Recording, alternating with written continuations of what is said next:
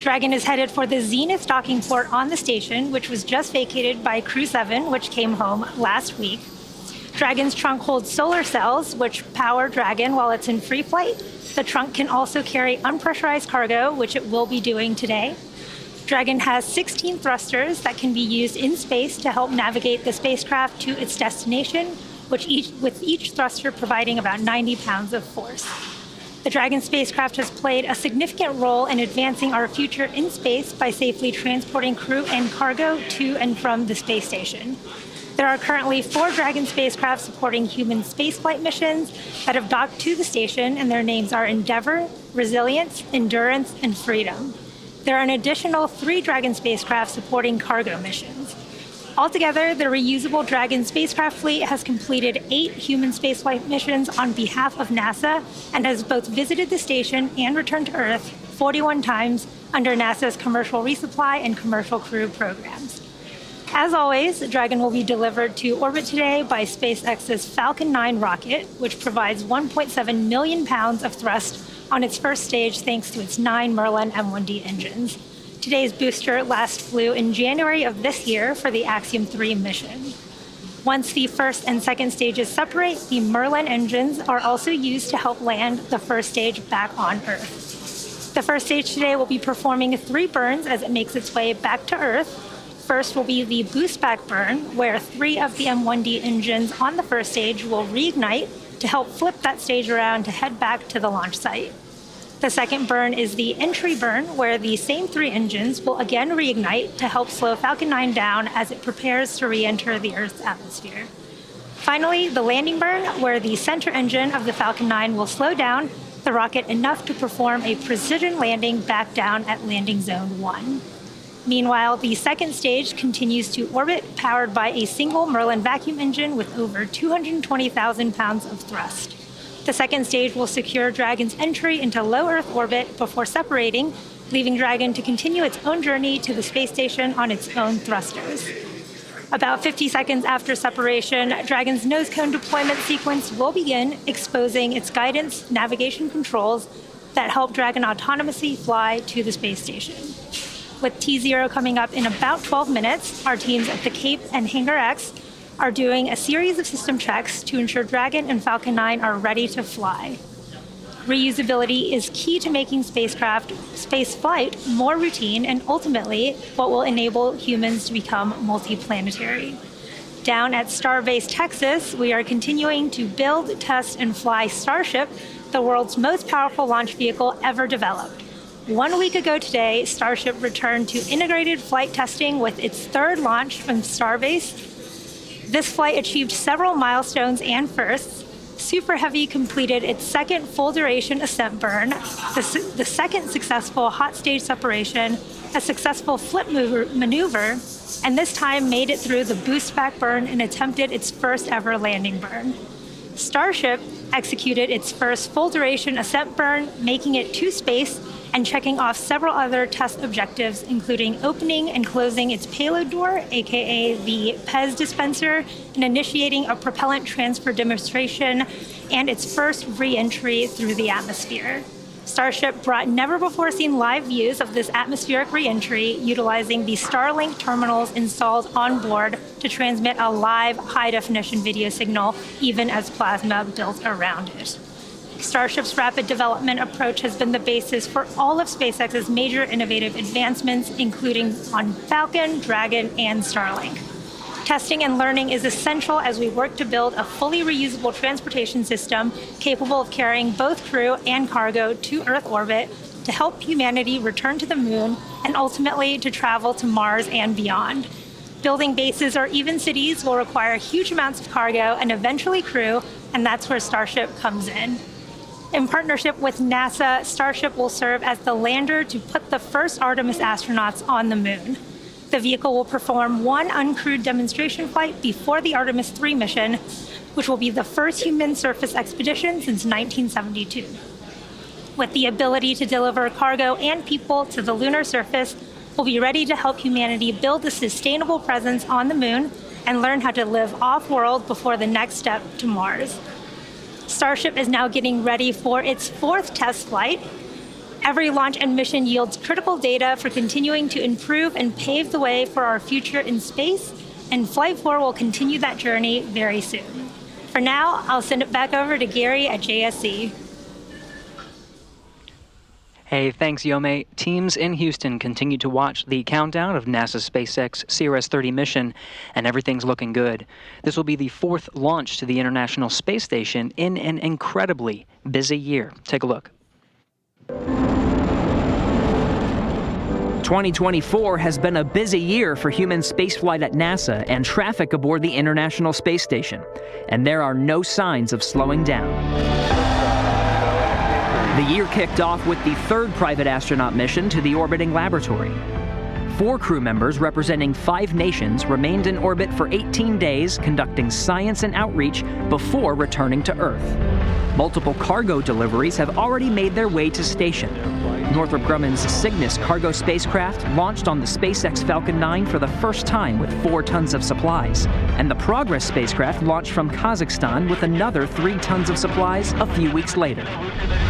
A cadre of 4 spacefarers once again launched from U.S. soil on NASA's SpaceX Crew 8 mission.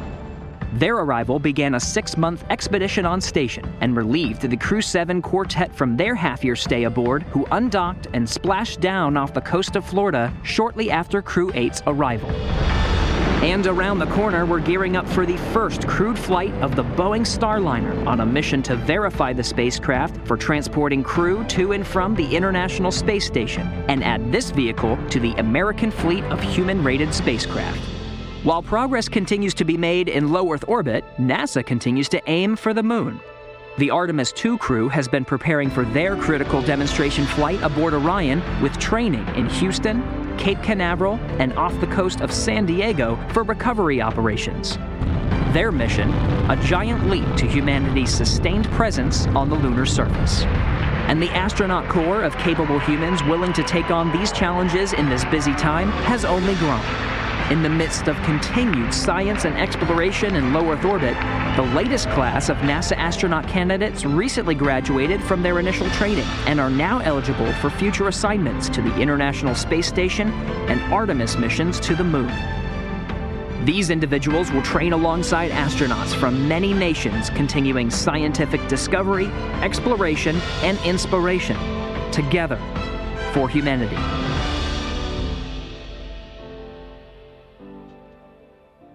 Continuing scientific discovery is enabled by missions like today. Dragon's about to bring up 3 tons of cargo, much of which includes scientific hardware and samples. The microgravity environment of the space station not only allows for a unique perspective from which to observe physical and biological phenomenon, but it serves as a test bed for improving technologies and capabilities that can send us farther into the solar system and advance our lives right here on Earth. The science portfolio inside Dragon right now includes all of this, enabled by scientists and engineers who have been working for months, sometimes years, to prepare for this moment, a launch to the International Space Station. Here are some highlights of what's inside Dragon today. SpaceX is set to launch its 30th Resupply Services mission to the International Space Station, carrying science investigations to further NASA's missions to deep space and benefit life on Earth. A new set of sensors on Astrobee robots will test technology to automate 3D sensing and mapping for future space missions. Researchers will observe photosynthesis in space to support the development of bioregenerative life support systems. A student-developed CubeSat will measure sea ice and wave height to enhance our understanding of climate change impacts. Researchers will test controlled nanoparticle arrangement using electric fields to help improve the efficiency of quantum dot synthesized solar cells. Discover more about all of the science making the journey to the orbiting lab at nasa.gov/ISS-science.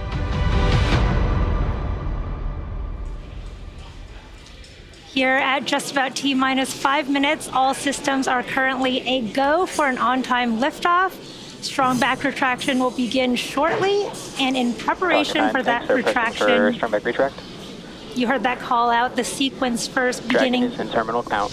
Beginning, strong back retraction has begun.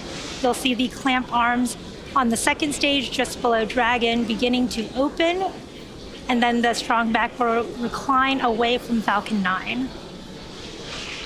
That transporter erector, which is that large truss structure to the left of Falcon 9, is what will retract. Strongback is retracting. In preparation for liftoff, and you heard that call out that the strongback is retracting. You can see those clamp arms opening just below Dragon as well. In just a few seconds, you should see that strongback recline away from Falcon 9 and Dragon.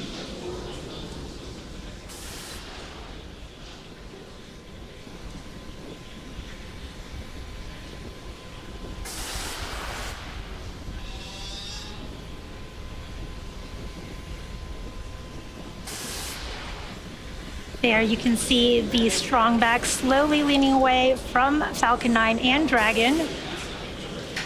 Over to you, Gary. That's right, after strongback retract, we're still counting down, about to approach 3 minutes, 30 seconds to launch. At this time, the fuel and oxidizer inside the first stage are fully fueled. Fuel inside the second stage is already at max capacity, and we're just topping off the liquid oxygen on the second stage, which should wrap up topping about T-minus 2 minutes. Now again, we're green, we're tracking good weather, 90% go. Beautiful skies there at the Kennedy Space Center and Cape Canaveral Space Force Station. Now, for some reason we do not launch today. There is a backup opportunity tomorrow, March 22nd, 4:29 p.m. Eastern. At T-minus 60 seconds, Falcon 9 will be in startup. This means the rocket's autonomous internal flight computers will take over to the launch countdown. There you go. LOX load in stage 1 is complete. Counting down to T0 at about T-minus 2, the Merlin 1D engines will light for liftoff. The vehicle continues to be healthy, and Falcon 9 team is tracking no issues. Currently, the weather is green, and the range is ready to support a T0 at 4:55 p.m. Eastern Time. We have a 90% probability of launch today based on weather, and in these last few minutes, Falcon 9 is performing the final health checks on its primary communications, avionics, and propulsion systems in preparation for flight. We'll have that LOX load call out complete here shortly.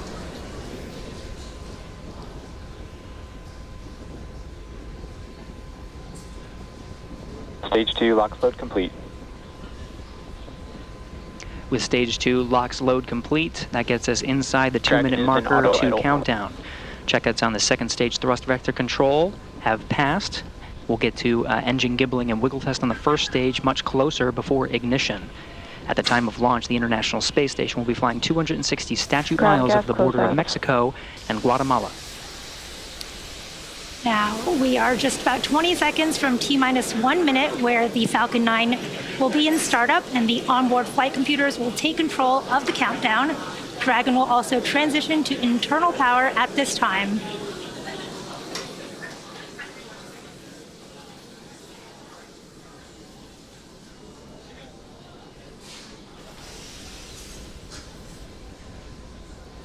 Falcon 9 is in startup. We are now in startup. Dragon is in countdown. And Dragon is in countdown. Range remains go for launch, waiting for that final go from the SpaceX launch director. SpaceX launch director, go for launch.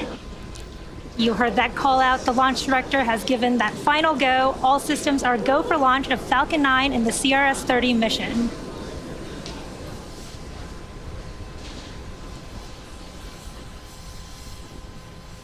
T-minus 30 seconds.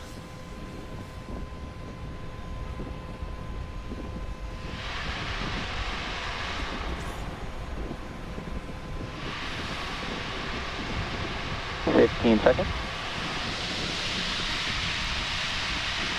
T-minus 10, 9, 8, 7, 6, 5, 4, 3, 2, 1, ignition, and liftoff at a Dragon return to Space Launch Complex 40.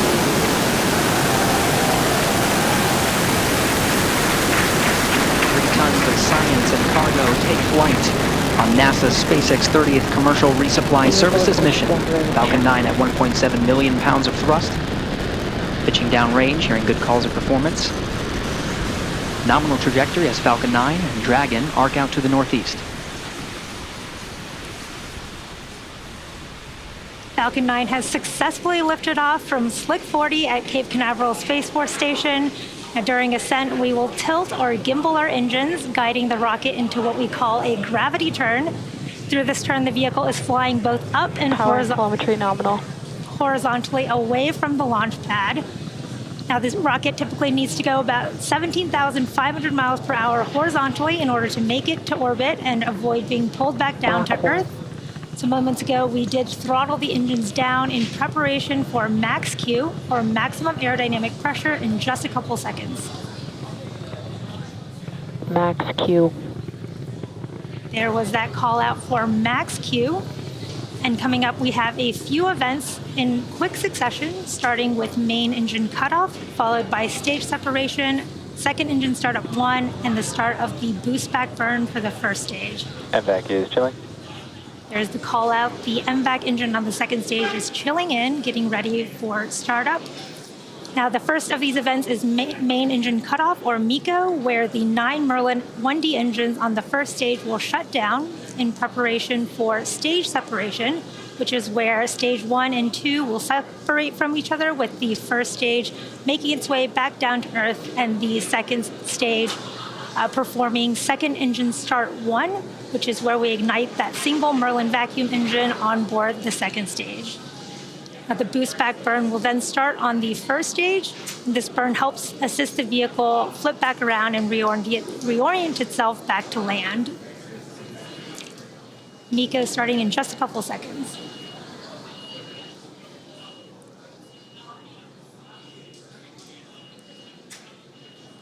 MECO. Stage separation confirmed.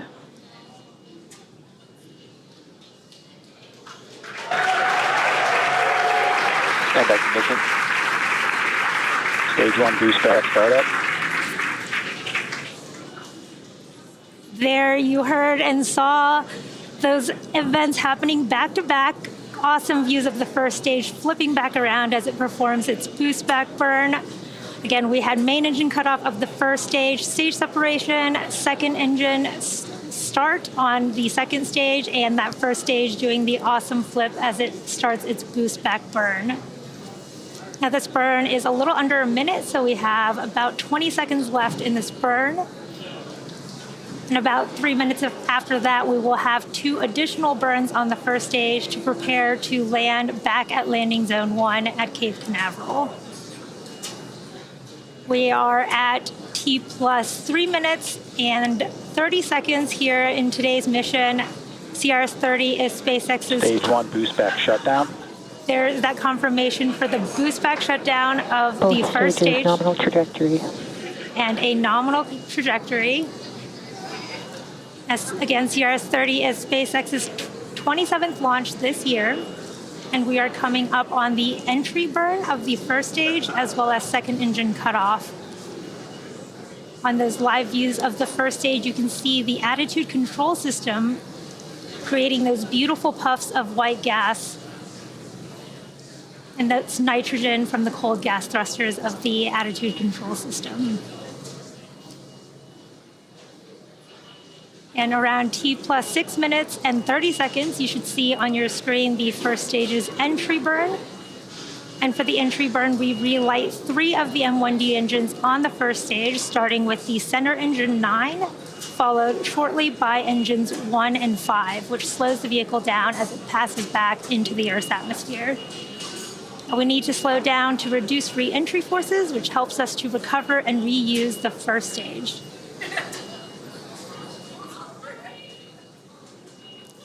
And second stage on the right, you can see beautiful views of the Earth in the background and that Merlin vacuum engine heating up as it performs its burn.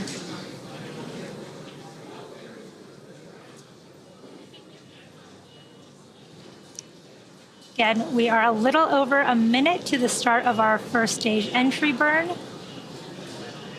You can see the first stage on those live views on your left with 2 of the 4 hypersonic grid fins deployed, helping steer that first stage down as it makes its way back home to Earth.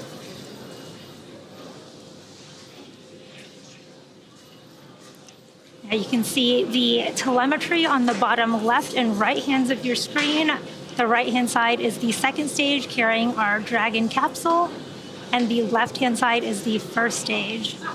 You can see the second stage speeding up as it is performing its burn, and the first stage is coming back down towards the Earth's atmosphere with the altitude decreasing. Really cool views from the attitude control system of the first stage.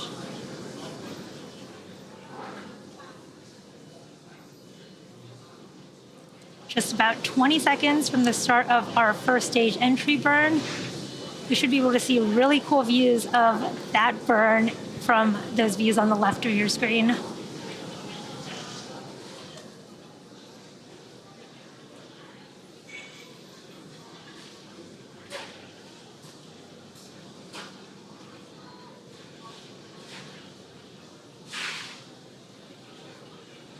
Stage 1 entry burn startup. There is the start of the stage 1 entry burn, and this is a 3-engine burn on the first stage of Falcon 9.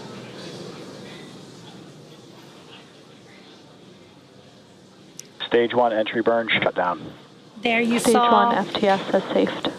really cool views of the end of the first stage entry burn and Both the flight stages nominal trajectory. and the call-outs for nominal trajectory and the flight termination system being saved.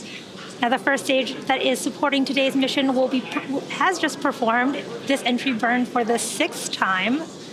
Falcon 9 is the world's first orbital class reusable rocket, and this allows SpaceX to refly the most expensive parts of the rocket, which in turn drives Stage 1 transonic.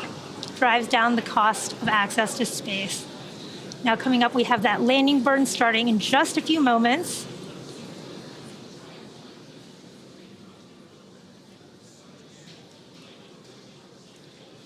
There's the start Stage 1 landing burn. of that landing burn.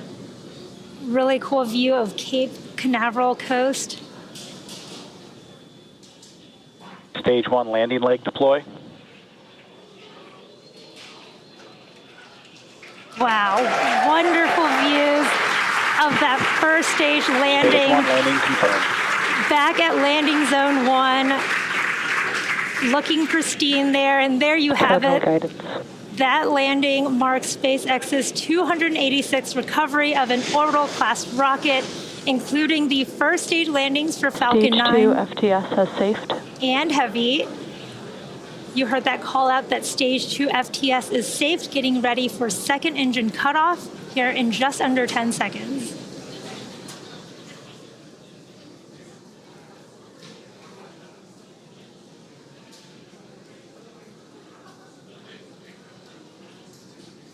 MVAC shutdown. There is that second engine cutoff with the MVAC shutdown call out, waiting for confirmation of a good orbital Nominal insertion. orbit insertion. There is that confirmation of good orbit. It looks like we are on track for Dragon separation in just a few minutes, just before the T plus 12-minute mark. It has been a great launch so far. As I mentioned earlier, today's launch was the first for our upgraded Dragon to be flying from Slick 40 after we stopped flying the older version of Dragon back in 2020. And to support our growing launch manifest, we've made new upgrades to Space Launch Complex 40, including a brand new tower and access arm, which enables more efficient late load operations as well as human spaceflight missions. Now, with these updates, we are on our way to having 2 launch pads capable of supporting flying humans to space. You can see really cool views of the MVAC engine and the Earth in the background from the second stage. And in addition to flying cargo to support crew on board the space station, SpaceX also enables researchers the opportunity to fly critical science to orbit on Dragon, which has carried over 1,000 research experiments to and from low Earth orbit and the International Space Station since 2012. Enabling research in space paves the way for us to explore beyond Earth and make life multiplanetary. And now we are waiting for Dragon to separate from Falcon 9's second stage. To recap so far, we had an on-time liftoff at 4:55 p.m. Eastern Time. Everything has proceeded nominally so far. Stage separation occurred at about 2.5 minutes into flight, and that was followed by a successful landing of Falcon 9's first stage at Landing Zone 1 back in Cape Canaveral, Florida. That was the 6th landing for that particular Falcon 9 first stage. And for those of you following along, this Dragon capsule has also supported CRS-22, CRS-24, and CRS-27, which were 3 additional cargo resupply missions to the International Space Station. At about T plus 8.5 minutes, we had a successful second engine cutoff, followed by confirmation of a good orbital insertion. The vehicle is now coasting with Dragon attached, and we are just about 30 seconds away from spacecraft separation. We're seeing great views from the second stage with the Earth and the Sun in the background as it prepares to separate Dragon so that Dragon can begin its journey to the International Space Station.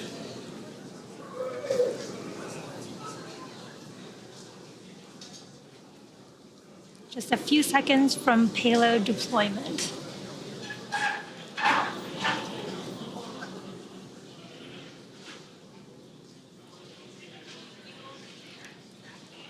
You can see Dragon floating away there.